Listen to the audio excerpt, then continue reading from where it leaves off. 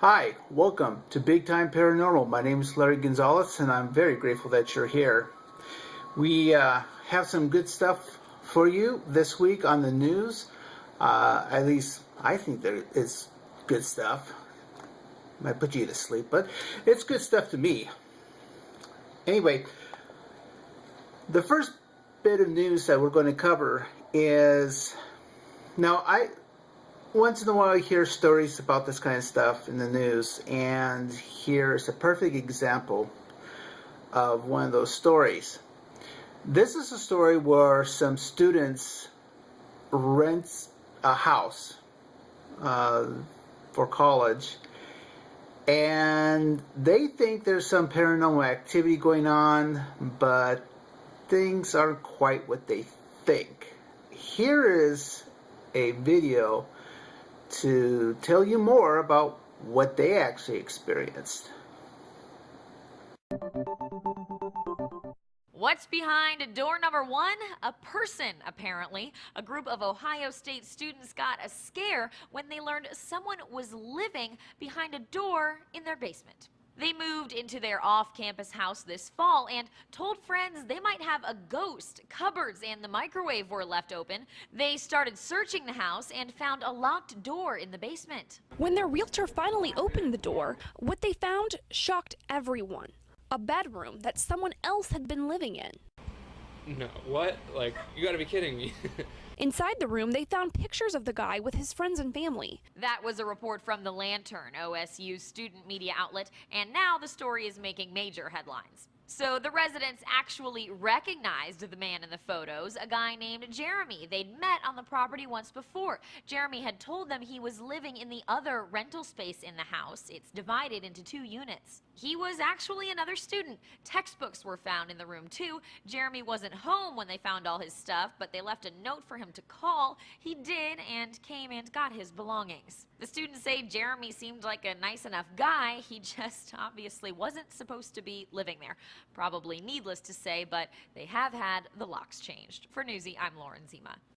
Okay. That's pretty scary within itself when you think that you're alone in the house and there's actually someone else living in there.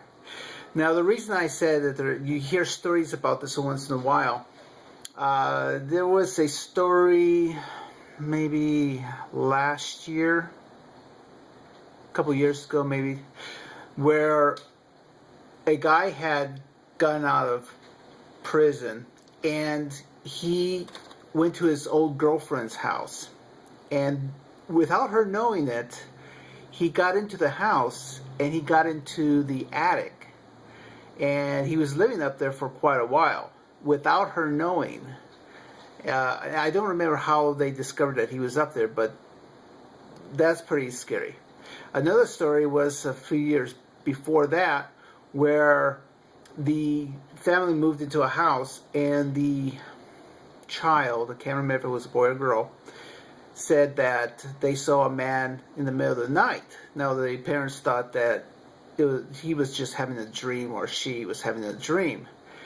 But they started hearing noise up in the attic. They went up into the attic and they found this guy living up in the attic. And what he was doing was, in the middle of the night, he was coming down and he was eating and doing his business, and the child would see him.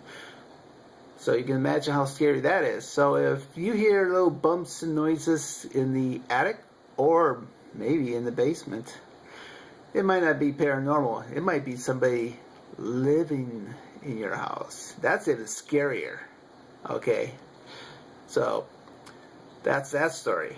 Now the next one, unfortunately, I tried to find, this is a different story, but it reminded me that there's a map that's going around that shows basically all the locations of all the Bigfoot sightings in the United States.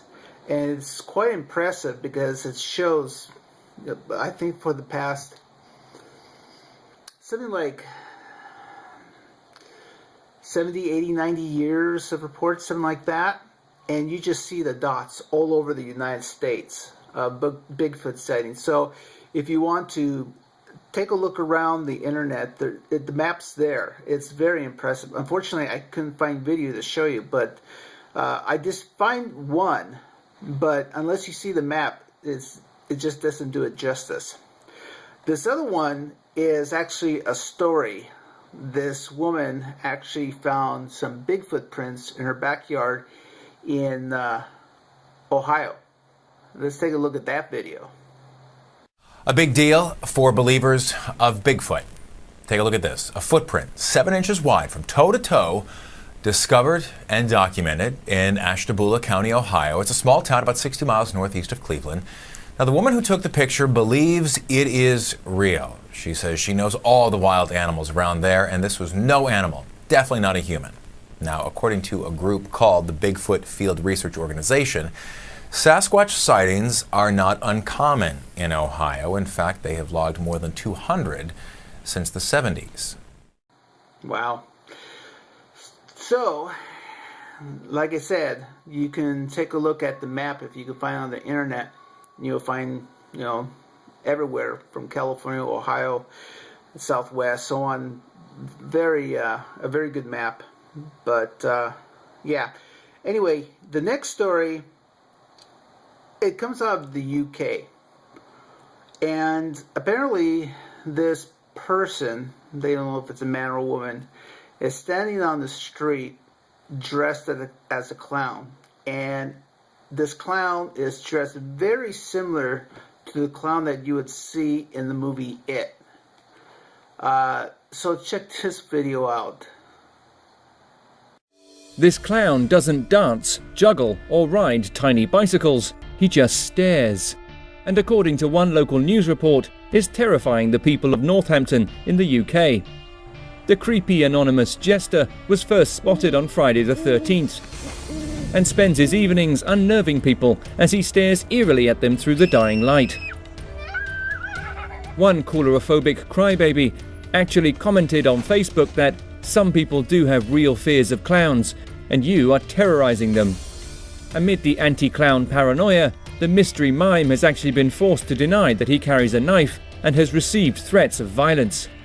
But luckily for him, the English are renowned for their manners and stiff upper lip. In certain other countries, the masked merryman might have already run into trouble.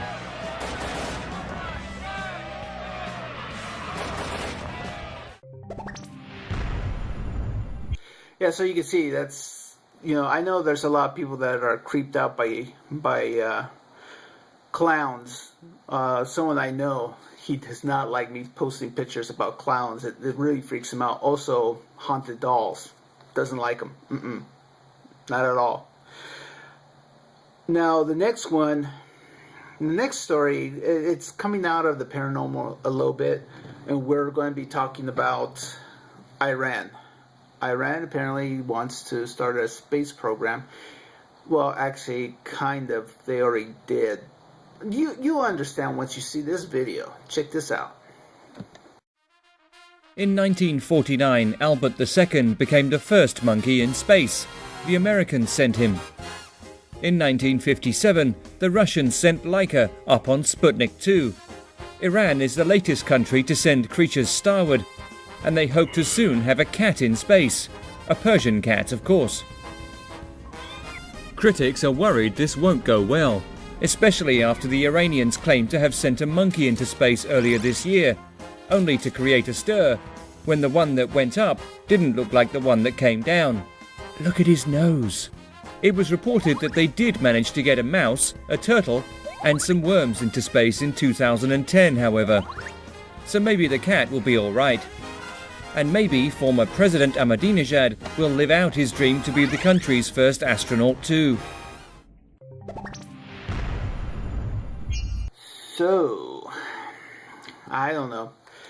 Good luck to them. All I can say is, poor cat. I'm a cat lover. As you guys saw last week, I have my black cat, Dr. Pepper, and he's a character. The next story has to do with it's a new species of legless lizard. and this was found in LAX. Now, when I saw legless lizard, I thought, isn't that a snake? Apparently not. And I had to do a little digging to find this video to help explain the difference between a snake and a legless lizard. So take a look at this video. Don't call it a snake. Scientists found a new species of legless lizard right next to one of the world's busiest airports.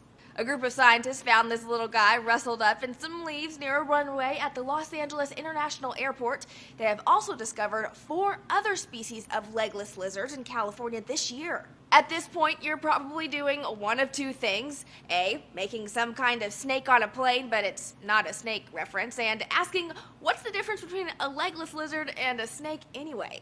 A writer for the Los Angeles Times provides some insight. Snakes are a type of legless lizard, but not all legless lizards are snakes. There are some big differences between the 2 groups. For example, snakes do not have the ability to blink while legless lizards do. Snakes are also more flexible, which allows them more freedom of movement than their lizard relatives. The legless lizards found in California are also generally much smaller than snakes. Discovery News explains they're only as thick as a pencil and don't grow to more than 8 inches. The creatures are seldom seen because they live mostly underground, eating insects and larvae, and may spend their lives within an area the size of a dining table. The researchers who discovered the lizards are now working with the California Department of Fish and Wildlife to determine whether they will need protected status for the newly found species. For Newsy, I'm... Okay, now I can make jokes about legless lizards. But I won't. Yeah. Anyway, that's pretty much the news for the past week. Now, if you find any of these stories interesting, make sure you come over to Big Time Paranormal on Facebook, where we're closing in on 2,000 likes. I'm pretty excited about that. And if you're not if you haven't liked the page, come over, take a look, and give it a like if you like. Tell your friends. We're very excited to have all of you aboard. Now that the news is actually over, we actually have the segment. We're going to try again to do the old hag segment that I wanted to do a few weeks ago. And unfortunately, we were having all kinds of trouble with the downloading of it to put it here. It's actually a huge file, but I only want a section of it for this show, and that's where we're running into interference. So we're going to try again to upload that and show it to you. So hopefully it works. Here is the segment about old hag syndrome. It just became this regular kind of, I would wake up, I can't move, and I would see somebody standing out of the corner of my eye, like a black shape, like somebody's leg and hip, and I felt like if I could just move my head over a little bit, I could see who it is.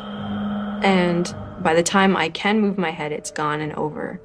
So, but I have this feeling like this weight, like I'm being held down. It feels like so malevolent, so scary. When you're in a state of twilight sleep and you're not quite awake and not quite asleep, that seems to be the state in which the hag attacks.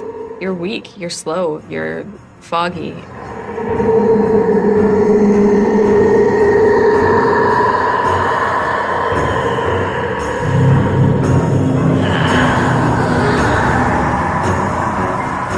In my heart, it didn't settle with the idea that this was simply sleep paralysis and that's the end of it. There just always felt like there was something more happening.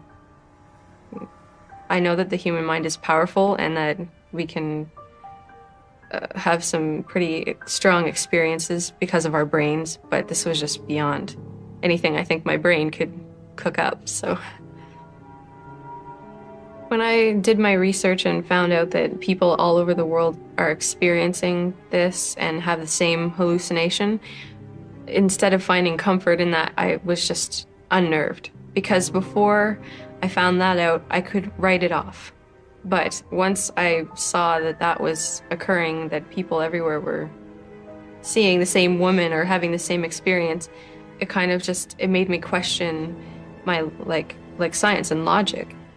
This dates back, like, hundreds of years. And, I mean, they have old depictions of it, paintings of, like, weird demons and things sitting on sleeping women. It suggests that there's more at work than a mere, like, sleep disorder. And it wasn't until my roommate had gone through it that I really realized that it was something. She moved in with me in September, and I told her about it then, and she kind of shrugged it off and just said whatever. And then about 3 weeks after she moved in, one night I had the hag experience, and I got up and went to the bathroom, washed my face off, and went back to bed because I had a class in the morning, and I was so used to it at this point that it was just like, I just need to stand up, get it off, and go back to bed. And then after I got back in bed, like 10 minutes later, she came tearing into my bedroom, screaming and crying about an old woman sitting on her chest.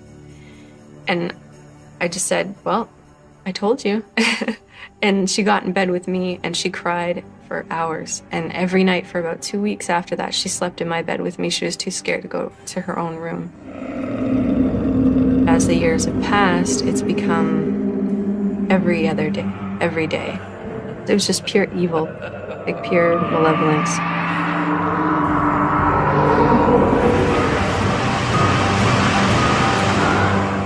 Okay, so old hag syndrome. Now, the reason I looked into it was because a friend of mine, when he found out that I was doing the paranormal stuff and so on, he was relating a story about an old hag that was sitting on his chest one time when he was sleeping. And he was going through about the sleep paralysis and stuff like that. But when he did try to open his eyes, he actually saw it. Now, when you're friends with someone long enough, you get the idea that if they're pulling your leg or not. He wasn't pulling my leg. So I went ahead and did some research for him. And I had discovered that pretty much every culture, going back hundreds of years, has some story of the old hag syndrome. So this is not something that's just, say, European or Latin American or anything. It's all over the world. It doesn't matter if it's Asia or Latin America or Europe or whatever. These stories have been around for a long time. But I just found it interesting that someone who's very macho, because he's actually from Guatemala, and for a man of Guatemala to admit to being actually scared of this old hag, put a little more into the story. So I thought it would be interesting for you guys to check out. Now that we covered that, what I want to do is I want to show you a movie clip from the upcoming movie Carrie. Now this is a remake.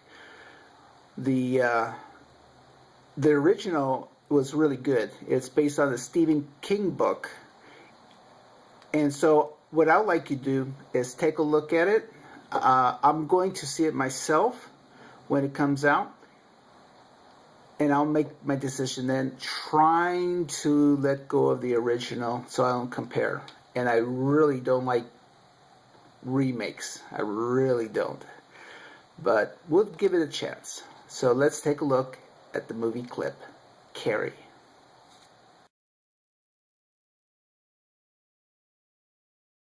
Brightly beams our Father's mercy from his lighthouse evermore. But to us he gives the keeping of the lights above. Pick you up after school. The other kids, they think I'm weird. Carrie, favorite poem? Did you bring one? I don't want to be. I want to be normal. Wipe that smile off your face. I have to try and be a whole person. before it's too late. Help this little girl see the sin of her days and ways. If she'd remained innocent, the curse of blood would Mama, not that's not even in the Bible. It doesn't say that anywhere. Go to your closet and pray. No.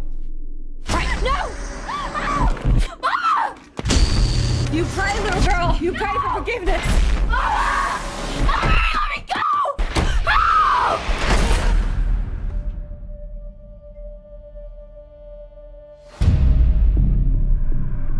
If I concentrate hard enough, I can make things move.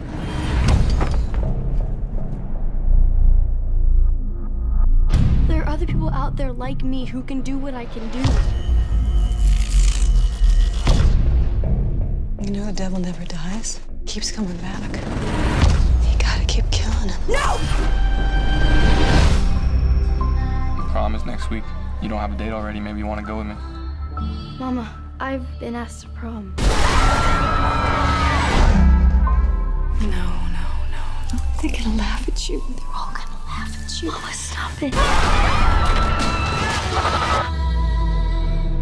If the two of you are planning some kind of joke on a poor, lonely girl, your king and queen are...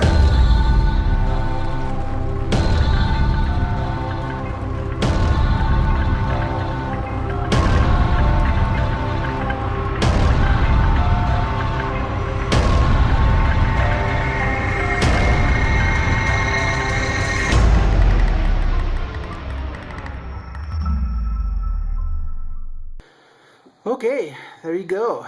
So if you've seen the original, you'll recognize some of the storyline from the remake.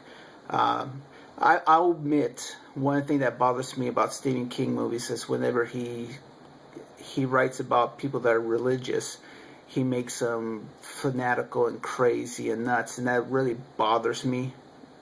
But I try to get around that to enjoy the rest of the story. That's the only thing I don't care about his books, or the movies that are based on his books. Now, just so you know, I'm still working on trying to get into one of the Spirit Halloween stores. I have to get a hold of the corporate office to get permission.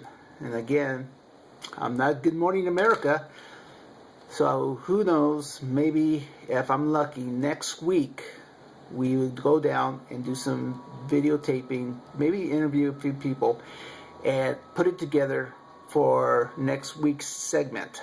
And that's what I'm really hoping, because next week we're going to start delving into more Halloween stuff. And I'm very excited about Halloween. I like it better than Christmas. Shh. Santa didn't hear that. So, anyway, remember, tell your friends about Worldwide Paranormal Network. Let them know to come over to the Ustream every Tuesday night and check out the show. Remember, everything's archived as well. So if you miss something, come back and take a look at the archives. There's always something interesting. The team there, fantastic. They always have great stuff. And also, go over to their page. Make sure you like their page. Like I said, tell your friends, tell your relatives, tell, whoever, your boss maybe, whoever, and let them know. And also come over to Big Time Paranormal on Facebook and give us a like. Like I said, we're closing in on 2,000. I'm really excited about that, because that means that what I hear, this is what I hear.